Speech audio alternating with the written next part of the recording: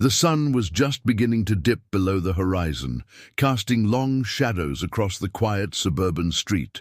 A young boy, no older than 7, came sprinting down the sidewalk, his face streaked with tears. His small chest heaved with panic as he clutched his worn-out backpack, his feet pounding against the pavement. He glanced over his shoulder as though someone might be chasing him, though the street behind him seemed eerily still. The boy's name was Elijah. He was the kind of kid who usually had a spark of mischief in his eyes, the kind who loved to ride his bike through the neighborhood and make up silly jokes to tell his friends at school. But tonight, his face was a mask of fear. His sobs echoed in the still evening air, breaking the calm like a stone tossed into a pond. As Elijah rounded the corner, he spotted a parked police cruiser in front of a small convenience store. The officer inside was sipping from a paper cup, lost in thought, when the boy banged on the driver's side window. Startled, Officer Daniels turned to see the boy's tear-streaked face pressed against the glass. "Help me!" Elijah cried, his voice cracking. "Please, you have to help me." The urgency in his voice jolted Daniels into action. He quickly stepped out of the car and crouched to meet the boy's gaze. Hey, slow down," he said gently, placing a steadying hand on Elijah's trembling shoulder. "What's wrong, buddy? Are you hurt?" Elijah shook his head violently, the words tumbling out of his mouth in a frantic rush. "She's not my real mom. She took me. She's not my mom." Daniel's brow furrowed. "What do you mean? Who's not your mom?" Elijah pointed in the direction he had come from, his small finger trembling. "The lady, I don't know her. She says she's my mum, but she's lying. Please, you have to call someone, please." The boy's desperate plea sent a chill down Daniel's spine. He glanced in the direction Elijah was pointing, but the street was empty, bathed in the fading glow of the evening sun. He turned back to the boy, who was clutching his arm like a lifeline. "Okay," Daniel said, his voice calm but firm. "We'll figure this out. First, let's get you somewhere safe. I'm going to call for backup, all right?" Elijah nodded, his wide, tear-filled eyes locked on the officer as though afraid to let him out of his sight. Daniels reached for his radio, his mind racing with questions. Who was this boy? Where had he come from, and who was the woman he was so terrified of? Just as Daniels began to speak into his radio, a car screeched around the corner, its headlights cutting through the growing darkness. Elijah's grip on the officer's arm tightened. "That's her!" he screamed, his voice filled with raw terror. "That's her!" Daniels turned toward the car, his hand instinctively moving to his holster. The vehicle slowed as it approached, and Daniels could feel the tension in the air, thick and suffocating. The driver's face was obscured by the glare of the headlights, but the silhouette of a figure behind the wheel sent a shiver down his spine. Before he could fully process what was happening, the car came to a stop a few yards away. The door swung open, and a woman stepped out, her expression unreadable. "Elijah," she called, her voice unnervingly calm. "Come here, sweetheart. Let's go home." Elijah froze, his eyes darting between the woman and Officer Daniels. "Don't let her take me," he whispered, his voice trembling. "Please, she's not who she says she is." Daniels stood protectively in front of the boy, his eyes locked on the woman. Something about her didn't feel right, but he couldn't put his finger on it. "I'm going to need you to stay right there, Mom," Daniels said, his tone firm but measured. "We need to sort this out before anyone goes anywhere." The woman tilted her head slightly, her calm demeanor unshaken. "There's nothing to sort out, officer. He's my son. He's just a little upset, that's all." "Come on, Elijah, let's not cause a scene." But Elijah didn't move. He clung to Daniels like his life depended on it. "She's lying," he whispered again, his voice barely audible. Daniel's instincts kicked into high gear. Something was definitely off. He pressed the button on his radio, his voice steady as he called for immediate assistance. The woman's eyes flicked to the radio, and for the first time, her calm mask seemed to crack. She took a step forward, her movements deliberate. "Stay." "Back," Daniels ordered, his voice sharp. The street seemed to hold its breath, the tension so thick it was almost tangible. The faint wail of sirens began to echo in the distance, but the woman didn't move. "Elijah," she said again, her tone colder this time. "Come here, now." The boy's grip on Daniels tightened, his small fingers digging into the fabric of the officer's uniform. "Don't let her take me!" he pleaded, his voice breaking. Daniels stood his ground, his hand hovering near his radio as the sirens grew louder. What was happening here? Who was this woman? And why was this boy so terrified of her? As the first hint of red and blue lights flashed in the distance, the woman took another step forward, her eyes locking onto Daniels. And then she smiled. Daniels didn't move. He stayed rooted to the spot, shielding Elijah from the woman, who now stood just a few feet away. Her smile wasn't warm or reassuring. It was sharp, like she was trying to mask something darker beneath it. The way her eyes darted between Elijah and the police car made it clear she wasn't as calm as she wanted to seem. "Elijah," Daniels said softly, glancing down at the boy clinging to him. "You're safe with me. Can you tell me anything more? What's going on?" The boy didn't answer right away. His wide, panicked eyes were glued to the woman, as if he were afraid to look away even for a second. Finally, he whispered, She took me from the park. She said we were going somewhere fun, but then she wouldn't let me leave." Daniels's heart sank at the words. His grip on the radio tightened as he relayed the situation again, this time with more urgency. "We've got a possible child abduction here," he said, keeping his voice steady. "Suspect on the scene. Backup needed immediately." The woman must have heard him because her smile faltered, if only for a moment. "Officer," she said, her tone measured, "there's been a misunderstanding. Elijah is my son. He's just upset because I wouldn't let him stay at the park longer. Kids get dramatic, you know how it is." Daniels didn't respond right away. He studied her closely, noticing the tension in her shoulders and the way her hands fidgeted at her sides. She was nervous, but she was trying hard not to show it. "Ma'am," he said firmly, "if what you're saying is true, you won't mind waiting here until we sort this out. Let's make sure everything checks out, all right?" Her smile returned, but it didn't reach her eyes. "Of course, I don't mind. But really, there's no need to involve anyone else. I can just take Elijah home, and we'll put this whole misunderstanding behind us." Elijah shook his head violently, his grip on Daniels tightening. "No, don't let her. Please."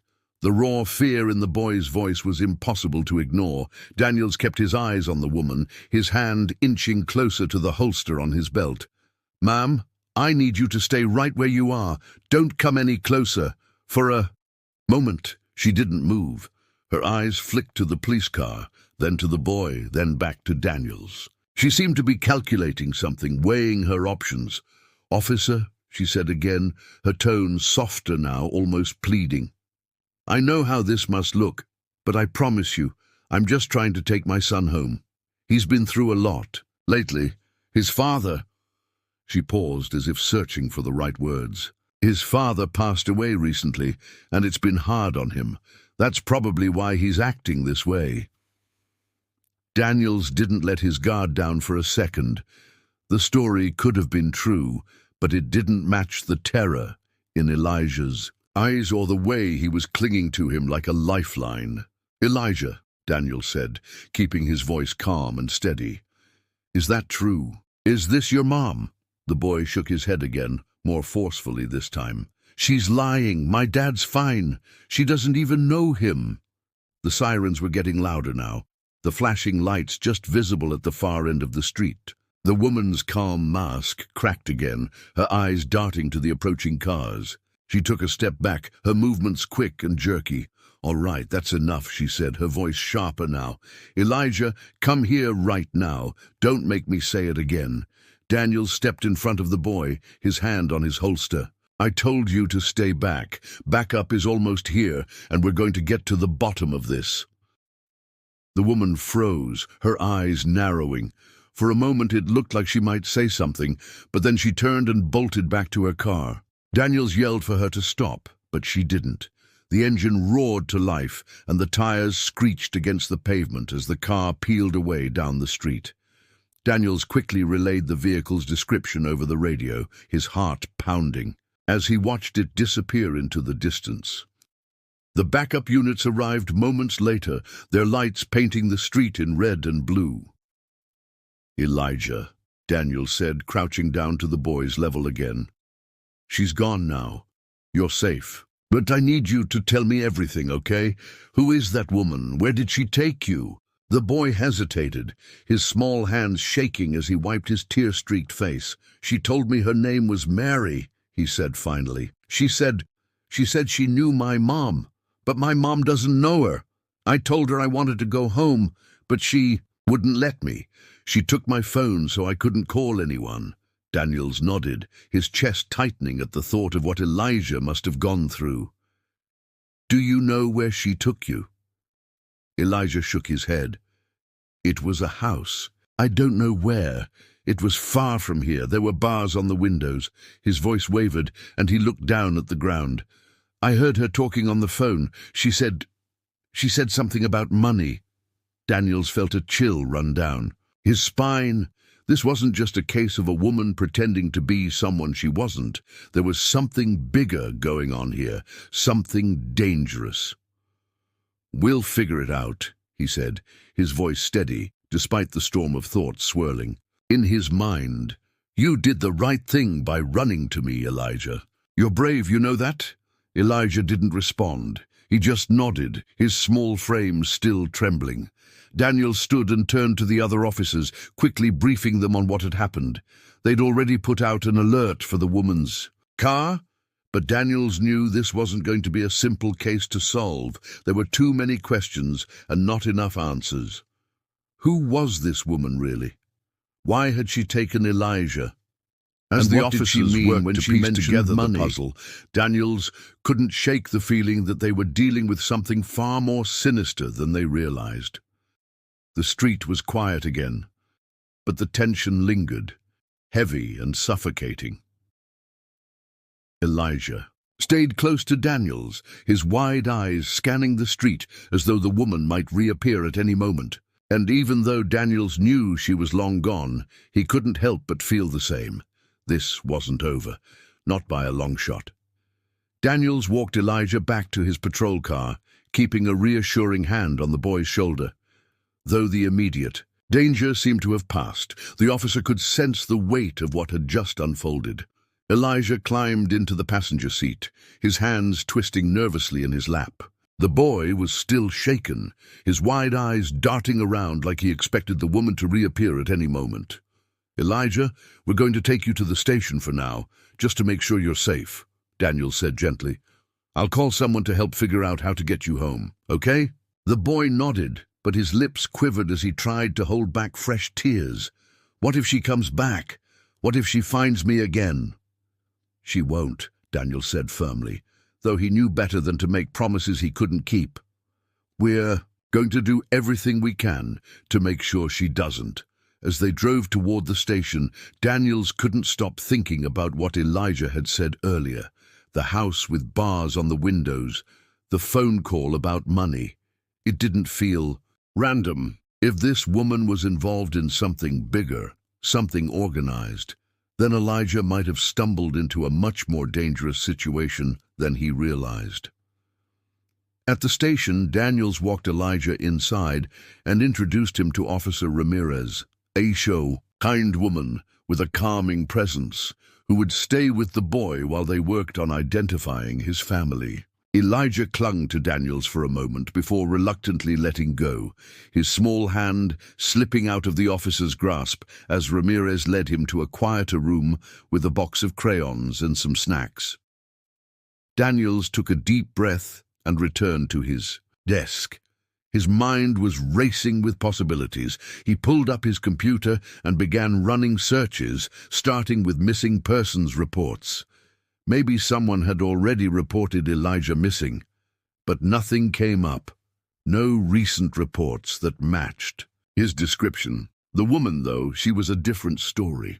The vehicle description Daniels had broadcast earlier had already led to several possible matches.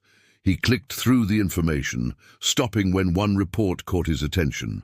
The car, a dark sedan, was registered to a woman named Mary Collins. She had a history of arrests for fraud, identity theft, and, most concerning, connections to a human trafficking ring that had been broken up a few years back. Daniels felt a cold knot form in his stomach. This wasn't just a random abduction. If Mary Collins was involved, there was a strong chance Elijah wasn't her only victim, and if she'd managed to avoid capture after her last arrest, she was likely working with others who were just as dangerous.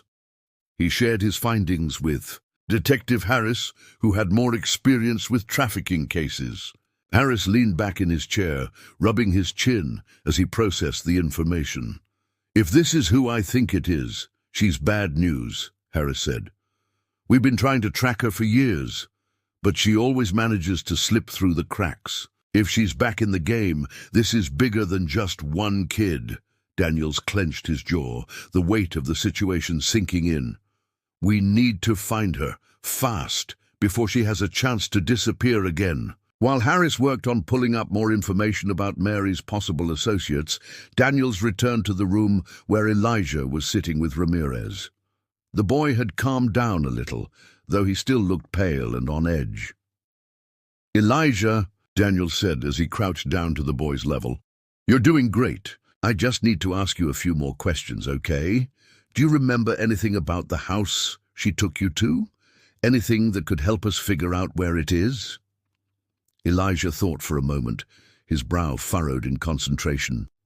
"It was really quiet there," he said finally. "There weren't any other kids, but I think I heard a train. It was far away, but I could hear it sometimes." Daniels nodded, making a mental note. A train could be a useful clue. "Did you see anything outside the house? Maybe a sign or something that looked familiar?" The boy hesitated, then shook his head. "She didn't let me look outside much, but I remember the smell. It smelled like trash." Daniels exchanged a glance with Ramirez, who gave him a small, encouraging nod. It wasn't much to go on, but it was a start. As the night wore on, more pieces of the puzzle began to fall into place. Surveillance footage from nearby traffic cameras showed Mary's car speeding away from the area, heading toward the outskirts of town. The route she took led to an industrial zone near the railroad tracks, a place known for its abandoned warehouses and shady activity. Daniels and Harris prepared to head out with a team, their adrenaline pumping as they pieced together a plan. They weren't sure what they'd find, but the possibility of uncovering a larger operation loomed heavy over them. Before leaving, Daniels checked in on Elijah one more time. The boy had finally fallen asleep, curled up on the couch with a blanket draped over him. Watching him, Daniels felt a renewed sense of urgency. This wasn't just about Elijah anymore. It was about making sure no other kids ended up in the same terrifying situation. The team arrived at the industrial zone just before midnight. The area was eerily quiet, the dim glow of streetlights casting long shadows across the cracked pavement. Daniel's heart raced as they approached one of the warehouses that matched the description Elijah had given. The faint hum of a train passing in the distance sent a chill down his spine. Inside the warehouse, the air was thick with the smell of mildew and decay. The officers moved cautiously, their flashlights cutting through the darkness. Empty crates and broken furniture were scattered across the floor, but the place seemed abandoned, at least at first glance. Then they found the door. It was heavy and metal, hidden behind a stack of old boxes. When they pushed it open, the sight that greeted them made Daniel's stomach turn. The room was small and cramped, with barred windows just like Elijah had described. There were makeshift beds lined against the walls, along with piles of blankets and discarded belongings. It was clear this room had been used recently, and it wasn't meant for adults. Daniels swallowed hard as he scanned the room. They were too late to catch Mary here, but they weren't too late to uncover what she'd been doing. The evidence left behind told a story of something far more sinister than they'd feared. As the team continued their search, Daniel's thoughts kept circling back to Elijah. The boy had been incredibly brave to escape and speak up, but now the clock was ticking. If Mary had been running a larger operation, there were others out there who might not be as lucky as Elijah. The tension was palpable as the officers worked through the night, piecing together the fragments of a horrifying reality. They didn't know where Mary was now, but one thing was certain: she wasn't done, and neither were they. As the team combed through the abandoned warehouse, every creak of the floor and distant noise outside seemed amplified, keeping them on edge. Daniels could feel the weight of the situation pressing down on him. They had found the room where Elijah had been held, but Mary Collins and whoever else was involved were still out there. Worse, the evidence they'd uncovered pointed to the possibility of more children being in danger. Every minute that passed felt like a missed chance to save them. Detective Harris, flashlight in hand, signaled Daniels to check a locked cabinet in the corner of the room. With some effort, they managed to pry it open. Inside were a few scattered items: notebooks, a burner phone, and a handful of photographs. Daniel's stomach twisted as he flipped through the pictures. Most of them were of children, some smiling, as though they didn't know what was coming, while others looked confused and scared. There were no names, just dates scribbled on the back. "This isn't just one or two people," Harris muttered, his voice heavy with frustration. "This is organized. She's part of something bigger." Daniels nodded, his jaw clenched tightly. He thought about Elijah and how close the boy had come to being lost in whatever operation this was. For a moment, he felt anger bubbling up, but he forced himself to focus. Emotions wouldn't help him. Catch Mary, and right now, catching her was all that mattered. The burner phone was still functional, though its battery was nearly dead. Harris handed it over to the tech team, who quickly began extracting any data they could. As Daniels waited, he glanced around the room again, trying to imagine the fear Elijah must have felt while trapped here. The thought was enough to make his chest tighten. Then one of the techs spoke up, his voice breaking the tense silence. "We've got a location. There's a series of recent messages sent to this phone from another burner. They're short, but it looks like they reference a meeting spot." He paused, his fingers flying across the keyboard. "Got it. It's an old motel about 10 miles from here." Daniels felt a jolt of adrenaline. A motel was the perfect place for someone like Mary to hide. Temporary, anonymous, and easy to abandon at a moment's notice. Without wasting a second, he and Harris gathered the team and headed out. The night felt colder now, the wind cutting through Daniel's uniform as he got into his car. The urgency in his chest had turned into a full-blown need to act. The drive to the motel was tense, every second filled with anticipation. Daniels kept replaying Elijah's words in his mind. The bars on the windows, the smell of trash, the phone call about money. If Mary was at the motel, it could mean she was finalizing another transaction, or worse, planning to move the kids again. The motel came into view, its faded neon sign flickering against the dark sky. It looked run down, the kind of place where people checked in, but didn't always check out. The officers parked a short distance away, turning off their headlights to avoid drawing attention. Daniels scanned the lot, noting the few cars parked there. One of them matched the description of Mary's sedan. "She's here," Daniels whispered, his voice low but firm. "Let's move carefully." The team split into groups, each taking a section of the motel to cover. Daniels and Harris approached. The office first, questioning the night clerk.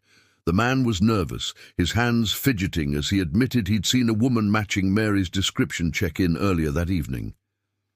He gave them a room number, and Daniels's heart raced as they moved toward it. The hallway leading to Mary's room felt endless, each step echoing in the silence. Daniels kept his hand on his holster, ready for anything. When they reached the door, they paused, listening. Faint voices could be heard from inside, though it was hard to make out what was being said. Daniels exchanged a glance with Harris, who nodded. "Police!" Daniels called out, pounding on the door. "Open up!" The voices inside stopped abruptly, replaced by the sound of hurried movement. Daniels didn't wait. With a swift motion, he kicked the door open, his flashlight cutting through the dimly lit room. Inside, Mary was already on her feet, her eyes wide with panic as she clutched a bag. Next to her was another man, burly and intimidating, who immediately moved to block her. "Don't move!" Daniels shouted, his weapon drawn. "Hands where we can see them!" For a moment it looked like the man might comply. His hands twitched at his sides, but then he lunged toward Harris, knocking over a table in the process. Chaos erupted as officers rushed in, subduing him after a brief but intense struggle. Mary, meanwhile, tried to make a run for it, but Daniels was faster. He grabbed her arm, pulling her back into the room as she screamed and thrashed. "Let me go! You don't!" "Understand?" she shouted, her voice cracking. "I think we understand just fine," Daniels replied, his grip firm. "Where are the kids, Mary? Where are they?" Her face twisted into something between defiance and fear. "I don't know what you're talking about," she said, but the tremble in her voice betrayed her. The officers began searching the room, overturning furniture and pulling open drawers. It was clear Mary had been staying there for a while. There were clothes scattered around, along with more burner phones and stacks of cash. But there were no children.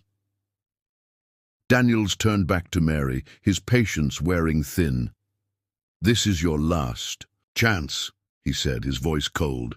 "We know you're part of something bigger. If you tell us where the kids are, maybe you can help yourself. But if you lie to me again, I'll make sure you never see daylight." Mary's bravado cracked, then her eyes filling with tears. "They're not here," she admitted, her voice barely above a whisper, "but I can tell you where they are." Daniels felt a flicker of hope, but it was tempered by the anger simmering beneath the surface. Mary's information could be their only chance to save the other children. But how much time did they have? The team regrouped, the tension in the room almost suffocating as they prepared to act on Mary's confession. Daniels glanced at Harris, his jaw set in determination. The next move would be critical, and they couldn't afford to make a mistake. Mary sat on the edge of the motel bed, her hands cuffed in front of her as she fidgeted nervously. Daniels crouched in front of her, trying to keep his frustration in check. Time was slipping away, and every second they spent here felt like a missed opportunity. He repeated his question, his tone firm but not aggressive.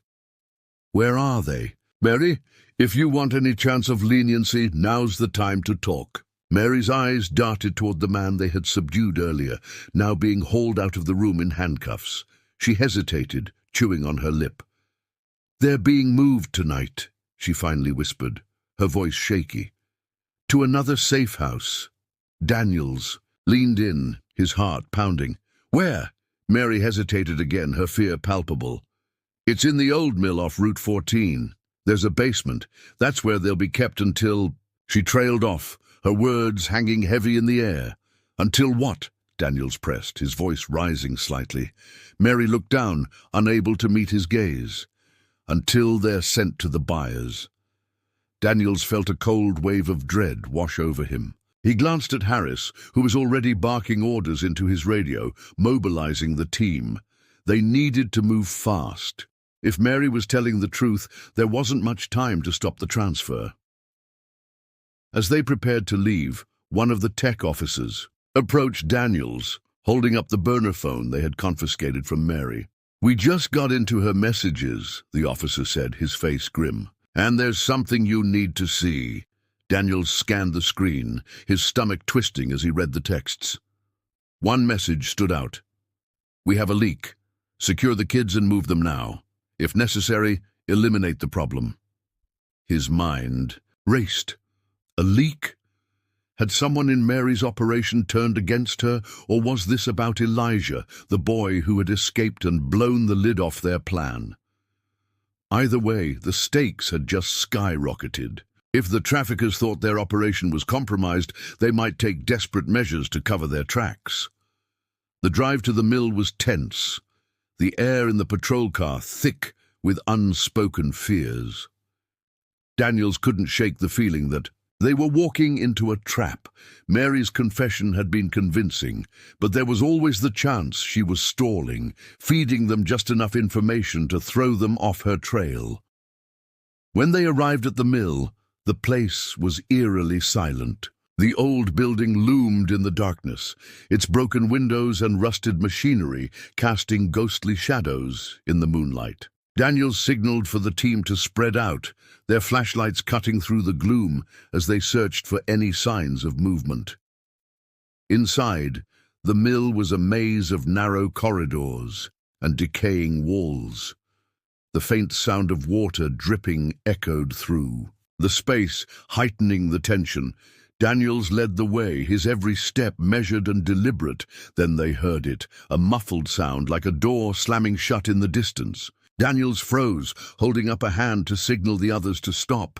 He strained his ears, trying to pinpoint the direction of the noise. It had come from below. "Basement," Harris whispered, his voice barely audible. The team descended a rickety staircase, the wood creaking under their weight. At the bottom, they found a heavy metal door, slightly ajar. Daniels pushed it open cautiously, his flashlight revealing a dimly lit room with makeshift cages along the walls. The air was thick and stale, carrying the unmistakable scent of fear. But the cages were empty. Daniels felt his chest tighten as he scanned the room. They were too late. Whoever had been here had already moved the children. He was about to call it in when his flashlight caught something on the floor. A trail of fresh footprints leading to another door on the far side of the room. "They're still close," he said, his voice sharp with urgency. The team followed the trail, their movements quick but quiet. The second door led to a long, narrow tunnel that seemed to stretch on forever. Daniels's pulse quickened as they moved deeper, the sense of danger growing with every step. Suddenly, a loud crash echoed from up ahead, followed by hurried footsteps. The team broke into a sprint, their flashlights bouncing wildly as they chased the sound. When they rounded the corner, they found themselves in another large room, this one filled with stacks of crates and barrels, and there she was. Mary's accomplice, a wiry man with a wild look in his eyes, was dragging a young girl toward a side exit. She couldn't have been more than 8 years old, her face streaked with tears as she struggled against his grip. "Stop!" Daniels shouted, raising his weapon. "Let her go!" The man hesitated for a fraction of a second, then tightened his hold on the girl and bolted toward the door. Daniels and Harris gave chase, their boots pounding against the concrete floor. The man reached the exit and burst outside, but he didn't get far. Harris tackled him to the ground, pinning him as the girl stumbled free, sobbing uncontrollably. Daniels scooped her up, cradling her gently as he reassured her that she was safe. But even as he held her, a new fear gripped him. This girl was just one of many. If Mary's operation was as large as they suspected, there were still others out. There, kids who hadn't been found yet. And then there was the text about the leak. Who had sent it, and what would they do now that their operation was falling apart? As the team regrouped, Daniels couldn't shake the feeling that this wasn't over. They had saved one child tonight, but the fight was far from finished. Somewhere out there, Mary's associates were already making their next move. The girl clung tightly to Daniels, her small body trembling as she buried her face in his shoulder. He could feel her fear, her quiet sobs cutting through the cold night air. The officers quickly secured Mary's accomplice, who was still shouting incoherent threats as he was shoved into a patrol car. Harris checked in with the team searching the rest of the mill, but there was no sign of any other children. For a moment, it felt like a small victory, overshadowed by a much larger failure. Daniels knelt down to meet the girl's tear-filled eyes. "What's your name?" he asked softly, trying to steady his voice despite the chaos swirling around them. "Amara," she whispered, her voice so faint it was almost lost in the wind. "Amara, you're safe now," Daniels said. "Do you know where the others are?" "The other kids?" She shook her head, her lips trembling. "They took them in a big truck. It was loud. I heard them say something about the port." Daniels felt his chest tighten. The port. It made sense now. If Mary's operation was as large as they suspected, using the port to smuggle the children out of the area would be the easiest way to avoid detection. He immediately relayed the information to Harris, who called for backup to converge on the location. Time was running out, but this was their best lead yet.